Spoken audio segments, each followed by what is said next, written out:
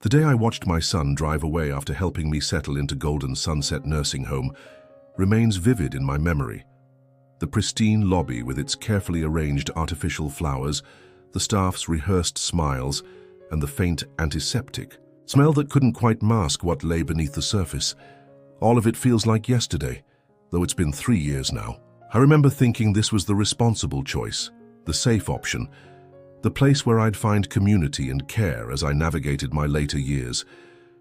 I couldn't have been more wrong. I'm sharing my story not to discourage every person considering assisted living, but to pull back the curtain on realities I wish someone had truly explained to me. Have you ever made a decision that seemed perfectly logical on paper, only to discover its emotional consequences were far more complex? Or wondered if your parents' or grandparents' quietness during your visits masks a deeper truth they're afraid to burden you with? What I've learned through my experience and through countless conversations with fellow residents who share these feelings in hushed tones during afternoon social hours is that there are hard truths about nursing home life that glossy brochures and guided tours strategically omit. 6 fundamental realities that, had I understood them fully, would have dramatically changed my approach to this significant life transition. Before making such a life-altering choice, wouldn't you want to know what you're truly signing up for? Not just the advertised amenities, but the day-to-day emotional and physical realities, the changes in how you'll experience your dignity, your relationships, your sense of self? Some might call my perspective bitter or ungrateful. After all, the staff here work hard, and many residents find adequate care. But adequate care isn't the same as fulfilling living, and the gap between those two realities is where my regret lives.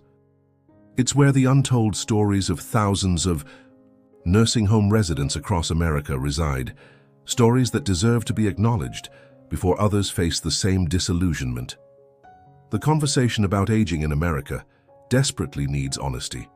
We need to talk about what quality care really means beyond safety and medical attention. We need to discuss what dignity looks like in practice, not just in mission statements. And most importantly, we need to examine alternatives that honor the full humanity of our elders, rather than reducing them to care tasks and medication schedules. As I take you through these 6 uncomfortable truths, I invite you to set aside assumptions and really consider, what would you want for yourself or your loved ones in the final chapters of life? Because behind the debate about nursing homes lies a more fundamental question. How do we want to treat our elders and eventually ourselves? The first hard truth hit me within weeks of arrival: the profound gap between the promise and reality of care. The brochures showed smiling caregivers spending quality time with residents, reading together, taking walks, engaging in meaningful conversation. The reality: overworked staff rushing between rooms, barely able to meet basic physical needs, let alone emotional ones. "Good morning, Mrs. Henderson," they say while checking vital signs, rarely making eye contact. "Need anything else?" they ask, already backing toward the door. When I try to engage in conversation about the book I'm reading or news from my grandchildren, I see the polite impatience, the mental calculations of how many more residents they must attend to before their shift ends. It's not their fault, truly. Most care workers I've met have genuine compassion, but the system doesn't allow for its expression. With staffing ratios that prioritize efficiency over connection, the personalized care advertised becomes a checklist of physical tasks, medications administered, incontinence managed, resident fed and positioned. The human being inside the aging body becomes secondary to the processes designed to maintain it. What hurts most is the pretense that this transactional relationship constitutes real companionship. During family tours, administrators highlight the community aspect of nursing homes, suggesting residents find new friends and social connections. Sometimes that happens. I've formed 1 or 2 meaningful relationships here, but for many, the reality is sitting silently in shared spaces, surrounded by people, yet profoundly alone. Anyone with a cognitive impairment faces even greater isolation. I watch residents with dementia being spoken about rather than to their personhood gradually erased through infantilizing language and simplified interactions. "She's having a good day today," they'll say to visitors, as if the resident isn't present at all. Is this the companionship and dignity we were promised? The second devastating truth revealed itself more gradually: the systematic dismantling of independence. From the moment you enter a nursing home, institutional efficiency trumps personal autonomy. The schedules that once defined your life, when you wake, when you eat, when you bathe, are replaced by facility timetables designed for staff convenience, not resident preference. I used to be an early riser who enjoyed watching the sunrise with my first cup of coffee. Now I'm awakened at 5:30 in the morning for medication, then left waiting for breakfast at 7 o'clock sharp. Not 6:30 when I'm hungry, not 8 o'clock when I might have slept in. This rigid scheduling extends to every aspect of life: mealtimes, shower days, activity hours, lights out. The small decisions that make us feel human, choosing what to eat, when to go outdoors, who to spend time with, are suddenly subject to institutional approval.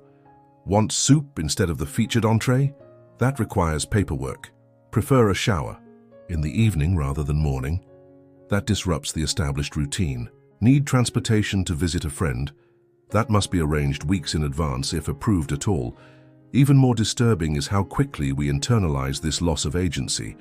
I've watched vibrant, decisive people transform into passive recipients of care, raising their hands for permission to use the restroom or apologizing for bothering staff with basic needs. I catch myself doing it too, second-guessing desires that once I would have acted on without thought. This erosion of independence isn't just frustrating, it fundamentally alters your relationship with yourself. When you can no longer execute the small choices that defined your adulthood, something essential begins to slip away. Your identity, built over decades through the expression of preferences, habits, and routines, becomes secondary to your status as a resident or patient. The cruelest irony. Many of us entered these facilities to maintain independence by preventing accidents or medical emergencies. Instead, we've traded the risk of physical harm for the certainty of a diminished sense of self. Would I rather risk falling in my own home while making my own breakfast, or never again experience the simple pleasure of deciding when and what to eat?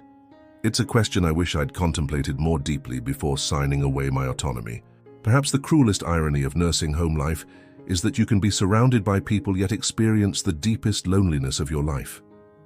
I remember my daughter's well-intentioned words as we toured this facility. "You'll have so many people to talk to, Mum. No more sitting alone in that empty house." She meant well, believing the brochure's promises of a vibrant community where friendships flourish and no one needs to feel alone. The reality is far more complex. Yes, there are 64 residents in this facility. We sit side by side in the dining room 3 times daily. We attend the same scheduled activities in the common room. We pass each other in hallways. But proximity is not connection. Physical presence is not relationship. Many residents here struggle with varying degrees of cognitive decline, making meaningful conversation challenging. Others are consumed by health concerns or depression that leaves little emotional energy for social engagement. Some have hearing impairments that make group conversations nearly impossible to follow, and a surprising number simply never developed the social skills or interest in community that would make institutional living fulfilling. The scheduled social activities meant to foster connection often highlight this isolation rather than alleviating it. During Monday morning bingo, 20 residents sit in the same room, yet most interact only with the activity director. The television blares in the common area while residents stare ahead, technically together, yet worlds apart in their thoughts. Even mealtimes, theoretically prime opportunities for socialization, often pass in silence or with minimal exchange beyond requests to pass the salt. What many don't realize is that meaningful connections require context, shared experiences, mutual interests, compatible values, and the freedom to seek out like-minded individuals. Nursing homes group people together based on one shared characteristic only: the need for assistance. Imagine being told that because you all need reading glasses, you must now live exclusively with others who wear spectacles, regardless of whether you share any other commonality. Would you expect deep friendships to naturally form? The staff, well-meaning but overwhelmed, rarely have time to foster genuine community beyond orchestrating group activities. They cannot, and perhaps should not be expected to, manufacture the intimacy that develops organically through shared life journeys and freely chosen associations. Meanwhile, connections with the outside world, the relationships built over decades, gradually fade. Friends stop visiting when conversations become repetitive or logistics grow challenging. Family members call less frequently as they adjust to your absence in their daily lives. The geographic distance often becomes emotional distance, despite everyone's best intentions. I still remember my 88th birthday celebration here. The staff brought a store-bought cake to the dining room and led a perfunctory chorus of "Happy Birthday." 20 people who barely knew me sang along, while the daughter who organized this celebration checked her watch repeatedly, clearly calculating when she could politely leave. The contrast with my 87th birthday, celebrated in my home with just 3 dear friends sharing stories and laughter over homemade pie, couldn't have been starker. Which gathering reflected true community? This is the isolation paradox. Never being truly alone yet rarely feeling truly connected. Living in a crowd while experiencing a profound absence of meaningful human contact. Being characterized as part of a community while feeling like a stranger among acquaintances. The resulting loneliness isn't just unpleasant. Research demonstrates it impacts physical health, cognitive function, and emotional well-being as significantly as smoking 15 cigarettes daily. Yet expressing this loneliness often feels forbidden. You should be grateful for the company, well-meaning visitors suggest when you mention feeling isolated. But gratitude for mere proximity cannot fill the void left by authentic connection. And acknowledging this reality isn't ingratitude. It's honesty about a fundamental human need that institutional living often fails to meet. Truth number 4. The erosion of personal identity. Who are you? It seems like a simple question with an obvious answer. Before moving to Golden Sunset, I would have responded confidently. I'm Margaret Henderson, retired literature professor, avid gardener, volunteer literacy tutor, collector of vintage teacups, widow of Charles, mother of Elizabeth and Robert, grandmother of 5. My identity was woven from the threads of my passions, relationships, habits, and the physical environment I had created around me. In the nursing home, this rich tapestry of selfhood began unraveling almost immediately. The erosion starts subtly with the intake process, where your multidimensional life is reduced to a medical chart and a handful of form fields. Suddenly, your primary identity becomes 84-year-old female with hypertension, osteoarthritis, and early-stage macular degeneration. Your life story condensed to a paragraph in your file that few staff members have time to read. The physical markers of identity disappear next. The home you crafted over decades, filled with furniture that tells your story, walls adorned with meaningful art, shelves displaying treasures collected through life's journey, must be abandoned or drastically condensed to fit a shared room measuring approximately 200 square feet. My beloved writing desk, where I graded thousands of student papers and wrote countless letters, too large. The garden where I spent peaceful mornings tending to heirloom tomatoes, replaced by a single potted plant on a windowsill. Even your daily rhythms and rituals, those unconscious habits that anchor your sense of self, are disrupted. My lifelong practice of reading poetry before bed while sipping chamomile tea became impossible, with a roommate who requires the television on to sleep. My Sunday tradition of preparing blueberry Professional identities fade particularly fast. No one here knows or particularly cares that I once chaired an English department, published articles, or mentored award-winning students. The expertise and authority I cultivated over a 40-year career hold no currency in this new world. Instead, I'm defined by my care needs, my compliance with institutional routines, and my ability to follow directions without complaint. Perhaps most devastating is becoming one of the residents, a homogenized identity that overshadows individual differences. We wear similar clothes for practicality, eat identical meals on the same schedule, participate in generalized activities designed for the lowest common denominator of interest and ability. Our preferences, once expressions of our unique personalities, become classified as either accommodatable or problematic. My lifelong habit of reading late into the night, a sleep hygiene issue, my preference for privacy, antisocial behavior requiring intervention. The language used around and about us accelerates this identity erosion, being referred to as sweetie or dear rather than by name or title. Hearing staff discuss you in the third person while standing beside your chair, the infantilizing tone that creeps into interactions, as though age has reverted you to childhood. Each seemingly minor linguistic slight chips away at your status as a fully realized adult with a complex inner world. What remains is a shadow identity, defined primarily by dependence, medical needs, and institutional categorization. You become known as the diabetic in room 215 or the former teacher with the walker, your personhood condensed to occupational history and current limitations. This is not merely a matter of hurt feelings or wounded pride. Our identities are foundational to mental health, providing purpose, context, and meaning to our experiences. When institutional living strips these away, the consequences often include depression, anxiety, withdrawal, and accelerated cognitive decline.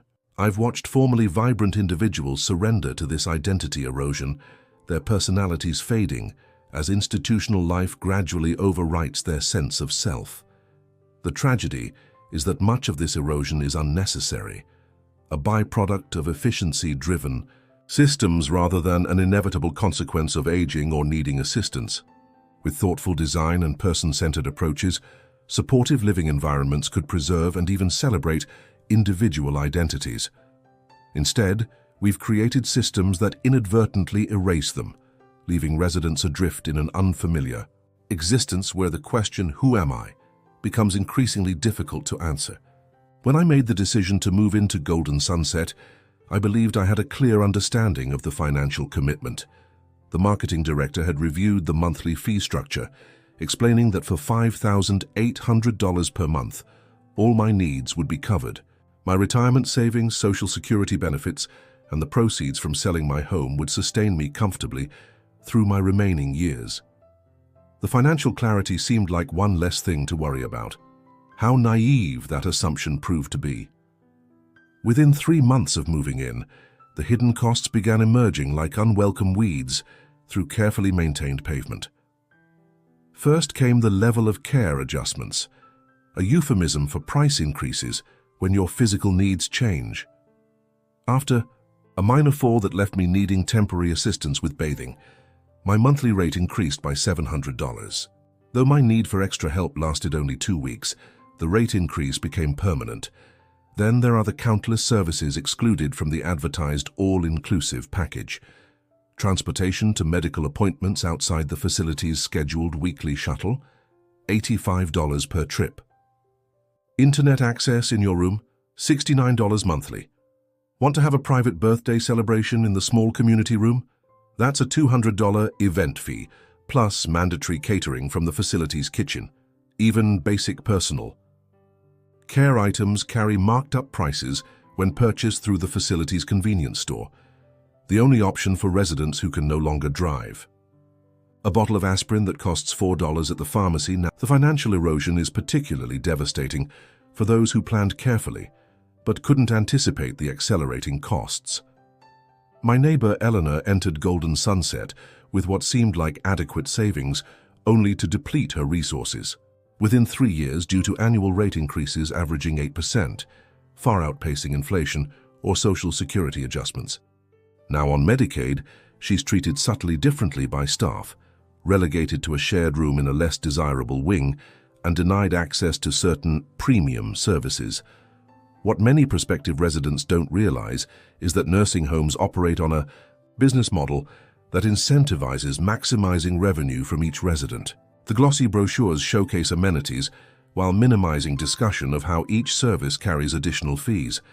Family members, already overwhelmed by the emotional aspects of the transition, rarely scrutinize the multi-page residency agreements that outline these potential charges in deliberately oblique language. The psychological impact of these financial pressures adds another layer of distress.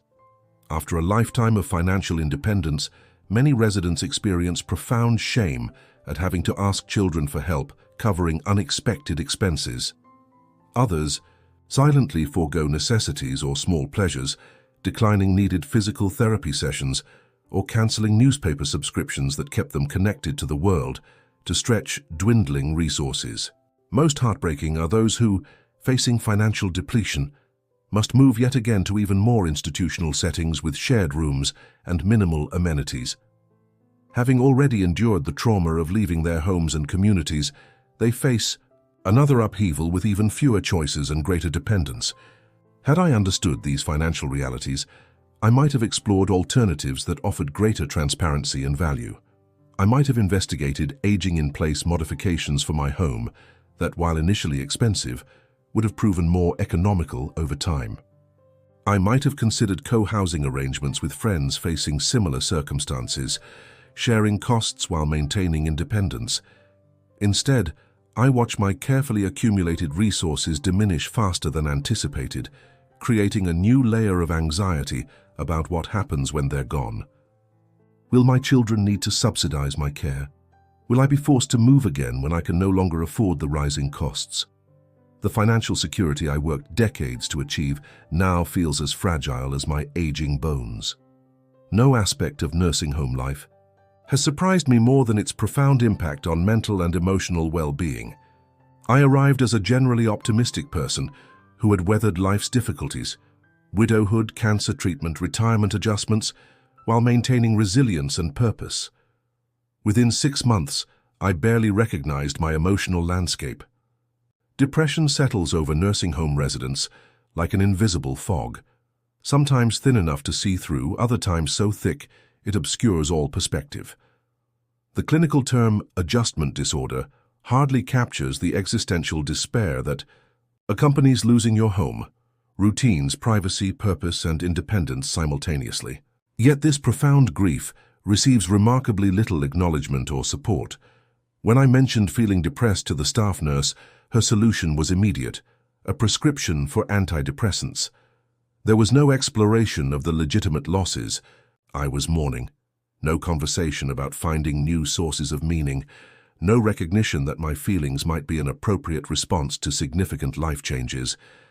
Just a medication to blunt the emotional pain without addressing its causes.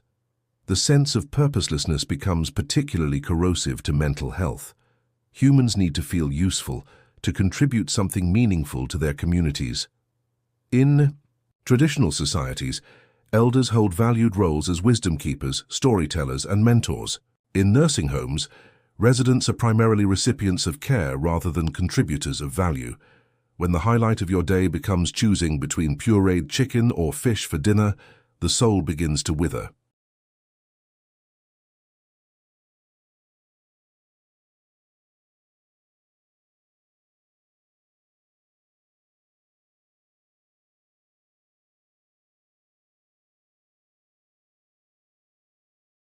Institutional living fosters learned helplessness, a psychological state where people believe they have no control over their situation and stop trying to change their circumstances.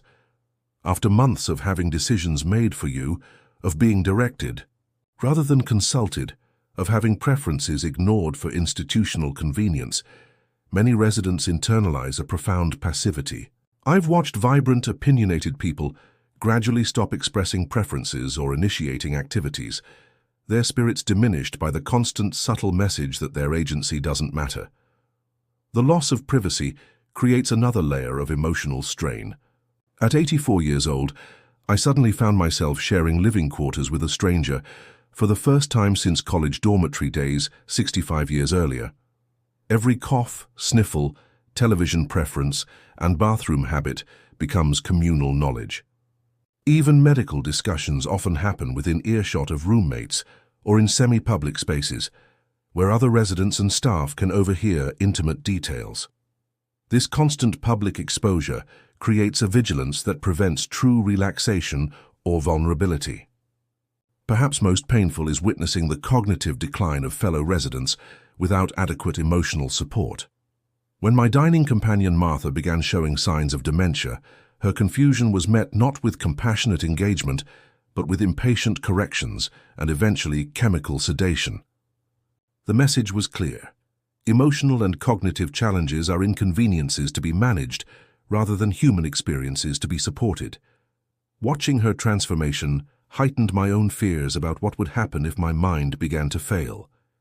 The cumulative effect of these emotional assaults is a phenomenon some researchers call giving up giving in complex, a capitulation to circumstances that manifests as withdrawal, declining health, and accelerated aging.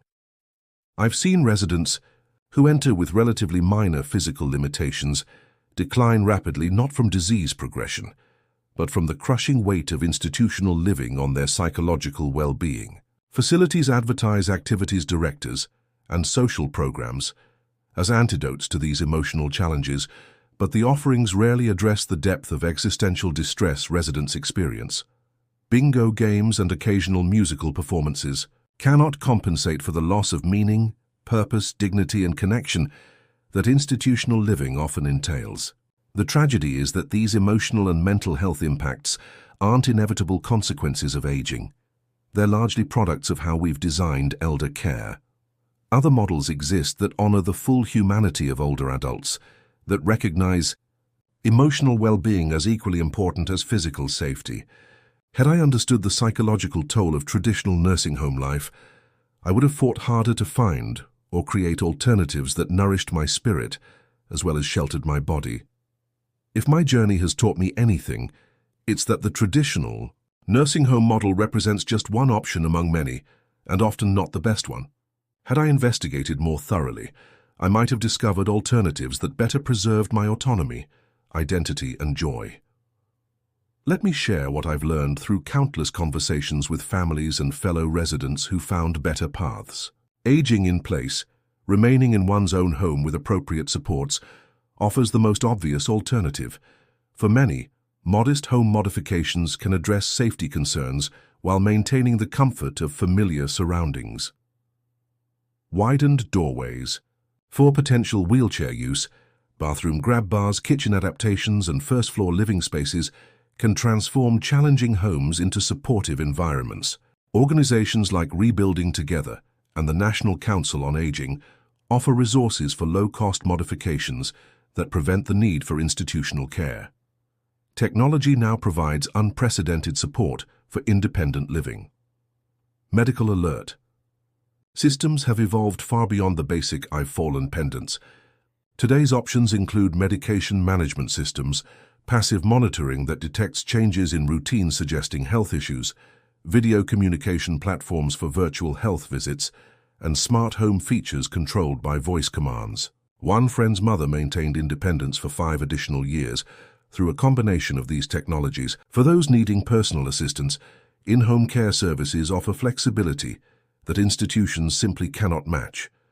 From a few hours weekly for housekeeping and errands to round-the-clock nursing support, these services can be calibrated precisely to changing needs.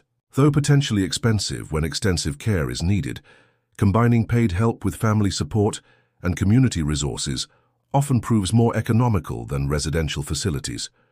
More importantly, it allows continuation of personal routines, preservation of beloved possessions, and maintenance of neighborhood connections. The Village Movement represents another innovative approach. These membership organizations, now numbering over 400 nationwide, create support networks in existing neighborhoods. Members pay annual fees that fund services like transportation, home maintenance, social activities, and wellness programs. The Beacon Hill Village in Boston, one of the earliest, demonstrates how neighbors can collectively address aging challenges while maintaining independence and community ties. Co-housing offers yet another path. These intentional communities feature private homes clustered around shared space, with residents actively participating in design and governance. Senior co-housing developments particularly focus on mutual support, reduced maintenance burdens, and built-in social connection. The Elder Spirit community in Virginia demonstrates how thoughtful design can foster independence while ensuring help is readily available when needed. Shared housing arrangements, whether forming housemate relationships in existing homes or creating purpose-built shared residences, provide both economic advantages and built-in companionship. Organizations like Silvernest and Senior Home Shares now facilitate careful matching processes to help older adults find compatible housemates, addressing both affordability concerns and isolation risks. For those needing more support, residential alternatives to traditional nursing homes include greenhouse homes, small residences housing 8 to 12 people with private rooms around a central hearth, kitchen, and dining area. Staff work, consistently with the same residents, developing meaningful relationships rather than rotating through assignments. Studies show significantly higher satisfaction and better health outcomes compared to institutional settings. Continuing care retirement communities offer another option, providing independent living, assisted living, and nursing care on one campus, allowing residents to move between levels as needs change while maintaining social connections and familiarity. Though often requiring substantial entrance fees, they provide long-term predictability that traditional nursing homes cannot. Even more innovative models continue emerging. Intergenerational communities where seniors and young families live together with mutual benefits. University-based retirement communities offering access to educational opportunities and cultural events, and affinity communities organized around shared interests or identities. The critical insight is this: needing assistance doesn't require surrendering autonomy, community, or identity. With thoughtful planning and awareness of options, aging can involve choice rather than institutional default. Reflecting and learning. Key takeaways and empowering conclusion. As I reflect on my nursing home experience and the alternatives I've since discovered, several essential truths emerge, lessons I hope others might learn without the painful first-hand experience that taught them to me. First, recognize that the decision about where and how to age deserves as much thoughtful planning as career choices or child-rearing approaches. Too often, housing transitions in later life happen reactively during health crises when options narrow and time pressure forces hasty decisions. Start exploring possibilities while still healthy, when you can thoroughly investigate options and make proactive choices aligned with your values.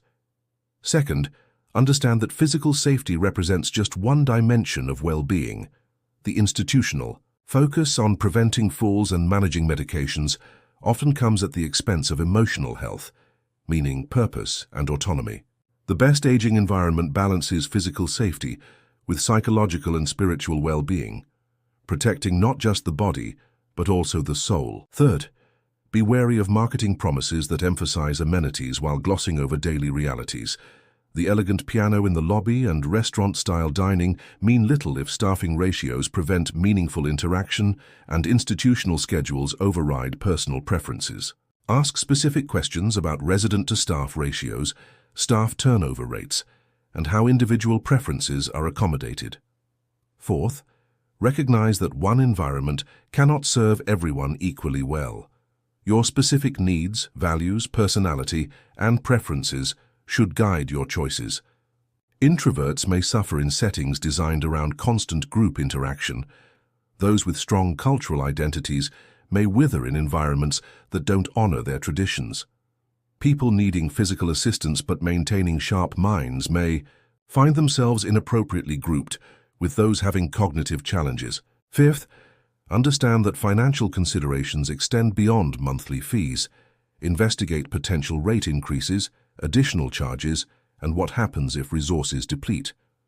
Learn what Medicare and Medicaid actually cover and don't cover, and how facilities treat residents whose payment status changes.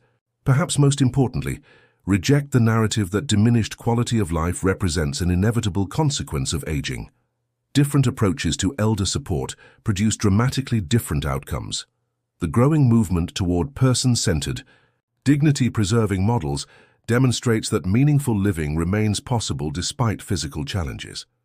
If you're considering your own aging journey or helping loved ones navigate theirs, I urge you to expand your vision beyond traditional options. Research thoroughly, visit different environments, speak with actual residents away from staff oversight, read satisfaction studies and regulatory reports. Consider aging as a design challenge requiring creativity rather than a medical problem requiring institutionalization. For those already in nursing homes who recognize their own experiences in my account, know that advocacy remains possible. Resident councils, ombudsman programs, and regulatory agencies offer avenues for addressing concerns. Family members can become powerful advocates for change, particularly when joining with others to address systemic issues. And for society broadly, we must confront hard questions about how we value our elders. The warehousing of older adults in institutional settings reflects cultural attitudes as much as practical necessities. Countries with stronger community-based supports demonstrate that alternatives exist when prioritized. I share my experience, not to discourage those who truly need nursing home care. Some individuals with complex medical needs genuinely benefit from such environments. Rather, I hope my journey illuminates often hidden realities so others can make truly informed choices.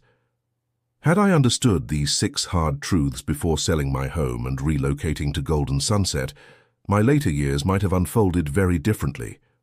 I might have created a home environment that accommodated changing abilities while preserving autonomy. I might have formed intentional community with others seeking mutual support. I might have maintained my identity, purpose, and joy while still receiving necessary assistance.